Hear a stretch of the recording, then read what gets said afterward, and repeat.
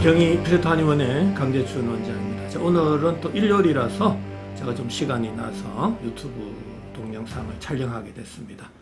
자, 오늘은 또 다른 질환이 아니고 이 여름철에 종종 많이 발생하는 질환 중에서 우리가 음식 두드러기 이외에 햇볕 두드러기가 있습니다. 햇볕 알레르기 이렇게 이야기하죠. 똑같이 등산을 갔는데도 누구는 피부가 많이 타는 사람, 누구는 전혀 타지도 않고 그냥 평상시와 같이 이렇게 그냥 피부톤을 가지고 있는 사람, 다양하게 많습니다. 자, 왜 어떤 사람은 피부 두드러기가 생기고 햇볕 두드러기가 생기고 어떤 사람은 두드러기가 생기지 않는지, 또 그리고 햇볕 두드러기가 생겼을 때 평소에 어떠한 또 생활 습관과 또 치료 시 주의 사항들이 있는지 그거에 대해서 간단하게 좀 설명드리겠습니다. 똑같이 등산을 갔는데 누구는 두드러기가 생기고 누구는 두드러기가 생기지 않는 이유는요, 평소에 이 두드러기가 생기는 사람들은 평소에 내 심부 온도를 낮추고 또 피부 온도는 높이고 모공을 닫는 그런 섭생을 했다라는 이야기입니다. 즉 쉽게 말씀드리면 속을 차갑게 한 여러 가지 행동들이 있었다, 섭생이 있었다라는 이야기예요. 이 심부 온도를 낮추는 요인은 너무나 많다고 했잖아요. 우리가 압력, 온도, pH, 전기장, 자기장, 또 음식물의 다양한 점도, 경도, 산도, 또 건강 보조식품, 약물 등등에 의해서 심부 온도가 낮아집니다.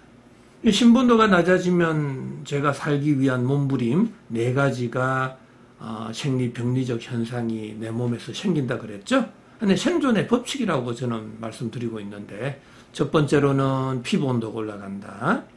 체온의 항상성을 유지하기 위해서. 그 다음에 체열의 방출을 줄이기 위해서 모공을 닫는다. 그 다음에 땀의 분비를 줄인다. 자, 피부 온도가 올라가면 그 표면에 어떤 물리학적인 변화가 생기죠. 표면 장력은 약해지고 억력이 강해진다. 이 4가지 현상은 남녀노소 체질에 아무런 관계없이 다 생길 수 있다라는 이야기입니다. 이 햇볕 알레르기, 햇볕 두드러기도 마찬가지입니다. 평소에 피부 온도가 올라가 있는 사람이 햇볕을 쬐게 되면 피부 온도는 더 올라가고, 그때 우리가 피부는 발적, 따가움, 화끈거림, 자결감, 심한 경우도 가려움증까지 생길 수가 있죠. 이러한 다양한 증상들이 나타날 때 우리는 햇볕 두드러기, 햇볕 알레르기 이렇게 표현을 할 수가 있는데요. 자, 그렇다면 우리가 평소에 어떤 생활 습생을 해줘야 되느냐라는 건데, 항시 내 몸을 좀 따뜻하게 할 수 있는 환경과 여건을 만들어 주셔야 됩니다. 특히 여름철이 되면 외부 환경은 높은데 너무 덥다고 또 찬물을 마신다거나 또 찬 공기에 너무 노출이 된다거나 팬티만 입고 주무신다거나 이런 행위는 굉장히 조심해야 되고요. 우리가 당연히 피부자 관리를 해줘야 되는데, 문제는 이 햇볕 두드러기가 있는 사람이 외출을 할 경우 자외선 차단제를 쓰잖아요. 자, 이것 또한 문제가 될 수 있습니다. 자외선 차단제는 모공을 닫아버립니다. 그럼 내 몸 속에서 발생한 열 에너지가 내 피부 바깥으로 방출이 안 될 때 다시 피부 온도는 올라가서 더더욱 피부 트러블이 유발될 수 있다라는 이야기입니다. 자, 그리고 토너라든지 크림, 화장품, 보습제, 오일 이런 것도 모공을 닫아버리잖아요. 그래서 그런 것도 특히 조심하셔야 되고요. 마사지라든지 레이저 치료 이것도 피부에 자극을 줘버리면 피부 온도는 더 올라가고 표면 장력은 약해지고 억력이 강해지니까 심한 경우는 수포, 농포까지도 생길 수 있다라는 이야기입니다. 항시 내 삶 속에서 항시 심부 온도는 올리고 피부 온도는 낮추고 모공을 열어주는 그런 생활 환경과 습생을 꾸준히 해 주셔야 된다라는 이야기입니다.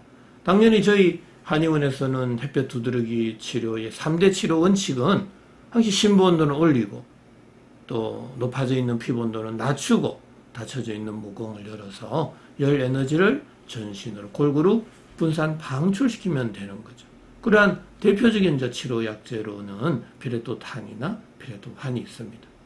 자, 이러한 약물 치료 이외에도 식이요법, 생활요법, 운동요법 이런 것들을 적극적으로 우리가 활용을 해서 최단기간에 신부원들을 최적화시켜줄 필요가 있습니다.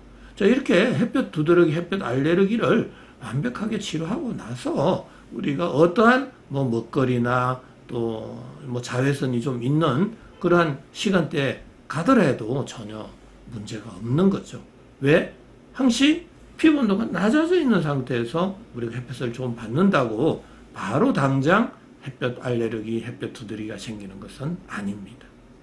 자, 어느 정도 왜 이렇게 햇볕 두드러기가 생기는지를 우리가 정확하게 이해할 때 우리가 치료 원칙과 치료 방법을 또 세울 수도 있다라는 이야기입니다. 자, 너무나 쉽죠. 알면 쉽지만 모르면 너무나 어려운 게 이 질병 치료입니다. 어떤 사람들은 아무리 치료해도 뱅글뱅글 돌기만 돌고 낫지를 않습니다. 제가 우리 한의원에 내원하시는 분들 이렇게 설문조사를 해보면 의외로 5년, 10년, 15년 평생을 치료해도 안 낫는다, 안 낫다라는 분들이 의외로 많습니다. 자, 그 이유는 너무나 간단한 거예요. 병명은 알지만 치료 방법은 모르기 때문에 그렇다라는 이야기입니다.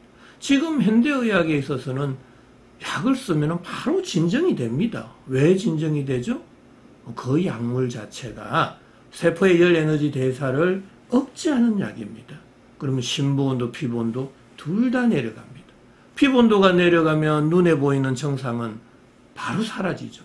하지만 심부온도는 제가 측정할 수 없다 그랬잖아요. 근데 그 약물에 의해서 심부온도가 낮아지면 다시 무공을 닫아버리고 땀 분비는 줄어들고 피부온도는 다시 상승하게 됩니다. 피부온도가 다시 상승하면 또다시 햇볕 두드러기가 생길 수밖에 없는 거죠.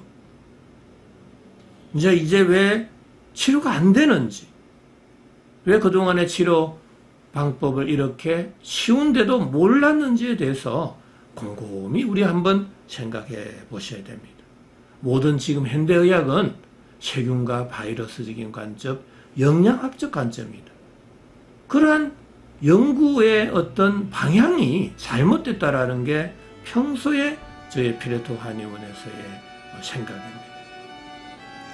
이제부터는 이 질병 치료를 세포 위주로, 세포 열 에너지 대사적인 관점에서 우리는 질병 치료를 해야 된다는 것입니다. 이 세포가 살아야만 내가 건강한 거고요. 세포의 기능이 떨어지면은 내 건강을 잃게 된다는 사실입니다. 자, 오늘은 이 햇볕 두드러기에 대해서 설명드렸습니다. 자, 건강한 하루 되시기 바랍니다.